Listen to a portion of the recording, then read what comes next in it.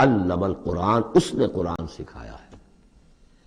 یعنی یہ کہ قرآن مجید کی عظمت کا تصور کرو، یہ اللہ کی رحمانیت کا مظہر عتم ہے، اس کی رحمت کی سب سے بڑی شان، اس کا مظہر عتم جو ہے وہ قرآن۔ دوسری بات یہ، اللہ کے ناموں میں چوٹی کا نام رحمان ہے، بہت پسندیدہ، رحمت کی تو ضرورت ہر شخص کو ہے۔ حضور نے فرمایا میں بھی مستغنی نہیں۔ آپ نے ایک موقع پہ فرمایا کہ کوئی جنت میں صرف اپنے اعمال کی بنیاد پر نہیں جائے گا جب تک کہ رحمت خداوندی دستگیری نہ کرے۔ اور حضرت عائشہ سے ہے یہ روایت۔ حضرت عائشہ نے پوچھ لیا، ظاہر بات ہے میاں بیوی کے درمیان ایک بے تکلفی بھی ہوتی ہے کہ کیا حضور آپ بھی؟ آپ نے فرمایا ہاں میں بھی۔ الا ان یتغمدنی ربی برحمتہ، میں بھی جنت میں نہیں جا سکوں گا مگر اس صورت میں کہ میرا رب مجھے اپنی رحمت سے ڈھانپ لے۔